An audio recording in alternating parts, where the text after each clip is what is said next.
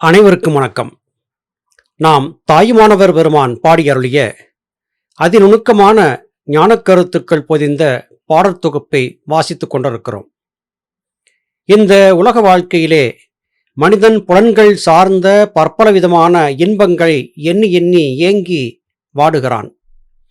இந்த இயக்கத்தின் காரணமாக புலன்களை நீங்கி சஞ்சரிக்க இயலாத காரணத்தால், மனம் ஒடுங்காத காரணத்தால் ஞானத்தை அடைய முடியாத ஒரு நிலை ஏற்படுகிறது. ஞானத்தை அடைய வேண்டும் என்றால் புலன்கள் சார்ந்த அனைத்தையும் விட்டுவிட வேண்டும் என்று ஞானிகள் மகான்கள் அனைவரும் குறிப்பிடுகிறார்கள். இங்கே தனித்தனியாக என்னையெல்லாம் விட்டு ஒழிக்க வேண்டியவை என்பதை பற்றி தாயுமானவர் அழகாக பட்டியலிடுகிறார்.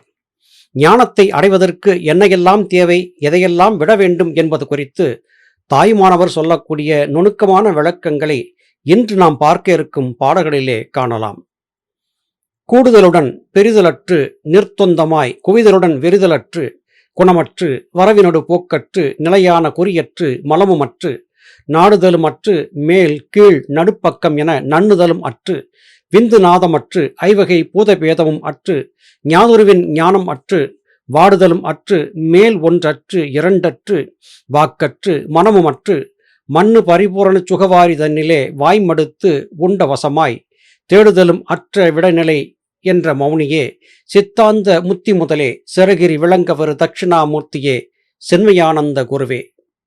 எதையெல்லாம் விட வேண்டும் என்று அழகான ஒரு நெடிய பட்டியலை இங்கே தாயுமானவர் கொடுக்கிறார். கூடுதலுடன் பிரிதலற்று. எதனோடு கூடுதல், எதிலிருந்து பிரிதல்? புலன்கள் சார்ந்த இந்த உலகத்தோடு இணைந்திருக்கக்கூடிய நிலையை விட்டுவிட வேண்டும். அதே வேளையில் முற்றுமுதலாக உலகத்தை பிரிந்து விட வேண்டும் என்கிற எண்ணத்தையும் விட்டுவிட வேண்டும். அப்படியென்றால் தாமரை இலை தண்ணீரை போல பட்டும் படாமல் வாழ வேண்டும் என்பது கருத்து. நிர்த்தொந்தமாய், தொந்தம் என்பது பின்னி பிணைந்திருப்பது என்றாகும்.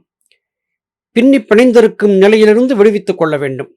இந்த உடல் கொண்டு சஞ்சரித்திருக்கும் காலம் வரையிலும் இந்த உலகிலே நாம் வாழ்ந்தே ஆக வேண்டும். உலகிலே வாழ்ந்திருந்தாலும் கூட எக்காரணத்தை கொண்டும் பற்றுக்களுக்கு இடங்கொடாமல் வாழ வேண்டும் என்பதே கருத்து. குவிதலுடன் விரிதலற்று. முற்றுமுதலாக ஒரு விடயத்திற்குள்ளே சென்று ஒடுங்கிவிடவும் கூடாது. அதே வேளையிலே மனதை அதன் போக்கிலே ஓடவிட்டு மனம் போன போக்கிலே வாழும் நிலைக்கும் சென்று விடக்கூடாது. வரவு போக்கற்று இருக்க வேண்டும் என்று குறிப்பிடுகிறார். போக்குவரவு என்பது எது? பிறப்பு இறப்பு என்பது போக்குவரவு என்கிற வார்த்தையின் முதல் விளக்கம். அதே வேளையிலே நாசி வழியே உள்ளும் வெளியும் சென்று வந்து கொண்டிருக்கக்கூடிய காற்றை அதிகம் போகவும் விடாமல் முற்றுமுதலாக நிறுத்தியும் விடாமல் கட்டுப்பாட்டிலே வைத்திருந்து பூர்வ மத்தியத்திலே குவித்து பழக வேண்டும். இந்த உலகத்திலே ஏதோ ஒன்றை குறிக்கோளாக கொண்டு அதை அடைந்தாக வேண்டும் என்று பயணிக்கக்கூடிய போக்கை விட்டுவிட வேண்டும். ஆணவம், கண்மம், மாயை என்கிற மூன்று மலங்களும் அற்றுப்போகும்படியாக சுய விசாரணை செய்து மனதை தேற்றிக் கொள்ள வேண்டும். எதன் மீதும் அதிகமான நாட்டத்தையும் காட்டக்கூடாது. உலகியல் சார்ந்த விடயங்களிலே மன நாட்டத்தை அதிகம் செலுத்தும் போது அது மேலும் மேலும் நம்மை பற்பல விதமாக பிணைப்புகளுக்குள்ளாகவே கொண்டு போய் விட்டுவிடும். இதிலே மிகவும் கவனமாக இருக்க வேண்டும். மேல் கீழ் நடு என்று சொல்லப்பட்ட எந்த ஒன்றிலும் நாட்டத்தை கொடுத்துவிடக்கூடாது. உலகப்பற்றுக்களை சுமந்து வாழ்ந்திருக்கக்கூடியவர்கள் பற்பல விதமாக சிந்தித்துக் கொண்டே இருக்கிறார்கள். ஒவ்வொரு விடயத்திற்கும் 3 நிலைகள் இருக்கின்றன, தொடக்கம், நடு, முடிவு என்று. அந்த எண்ணத்தையே விட்டுவிட்டால் அங்கே தொடக்கம், நடு, முடிவு என்கிற 3க்கும் இடமில்லாத ஆகிவிடும். நண்ணுதல் அற்றிருக்க வேண்டும். நாதவிந்தின் மீதான பற்றை அற்றிருக்க வேண்டும் என்று குறிப்பிடுகிறார். நண்ணுதல் என்றால் விருப்பப்படுதல் என்றாகும். புலன்கள் சார்ந்த உலகின் மீதான விருப்பத்தை தவிர்க்க வேண்டும். அது மாத்திரமல்லாது ஐவகை பூதபேதங்களையும் அற்றுவிட வேண்டும். நாதவிந்துக்கள் என்று அழைக்கப்படக்கூடிய சந்திரகலை, சூரியகலையின் மீது நாட்டம் கொண்டு விட வேண்டாம். 2 கலைகளையும் ஒன்றாக இணைத்து சுழுமுனை என்று அழைக்கப்பட்ட பூர்வ மத்தியத்திலே நிற்க பழக வேண்டும் என்று குறிப்பிடுகிறார். இந்த உலகப்பற்றுக்கள் இருக்கும் வரையிலும் நமக்கு வாட்டம் என்பது இருந்து கொண்டே இருக்கும். மேல் கீழ் நடு என்கிற நிலை இருக்கும். ஆகாயத்திலே நமக்கான தேவைகள் எல்லாம் இருக்கின்றன. அவற்றை கேட்டு பெற வேண்டும் என்கிற நிலையை ஞானி பெறுகிறான். ஆனால் முழுமையான ஞானம் வரும்போது எதையும் கேட்கவே வேண்டாம் என்கிற நிலையை பெற்று விடுகிறான். எல்லாவற்றையும் துறந்து பூஜ்ஜியமாக நிற்கக்கூடிய நிலைதான் உண்மையான ஞானத்திற்கான நிலை என்று தாயுமானவர் இங்கே குறிப்பிடுகிறார். மண்ணு பரிபூரண சுகவாரி தன்னிலே வாய்மடுத்து என்று குறிக்கிறார். சுகவாரி ஆனந்த தீர்த்தமாடுதல் என்றாகும். ஆனந்த தீர்த்தம் எப்போது ஆட முடியும்? மனதை பராபரத்தை நோக்கி செலுத்தி பராபரத்தின் அன்பிற்கு பாத்திரமாகும் போது ஒரு மிகப்பெரிய ஜோதி மழைக்குள்ளே நாம் சிக்கிக் கொள்வோம். அது ஆனந்தமயமானது. இந்த நிலையை பெறும்போது மாத்திரமே உண்மையான ஞானத்தை நாம் அடைந்ததாக ஆகும். தேடிக்கொண்டே இருக்கும் நிலையை விட்டுவிடுங்கள். நீங்கள் தேடிக்கொண்டே இருக்க இருக்க பற்பல விதமான பொருட்கள் உங்கள் கண்களுக்கு பட்டுக்கொண்டே இருக்கும். இதுவா அதுவா என்கிற குழப்பம் வந்து கொண்டே இருக்கும். எனவே தேடுவதையும் விட்டுவிடுங்கள் என்று குறிப்பிடுகிறார். ஒருவன் எந்த விதமான குறிக்கோளும் இல்லாமல் கடைத்தெருவுக்கு சென்று ஏதாவது ஒரு பொருளை வாங்க வேண்டும் என்று சொல்லுகிறான் என்று வைத்துக் கொள்வோம்.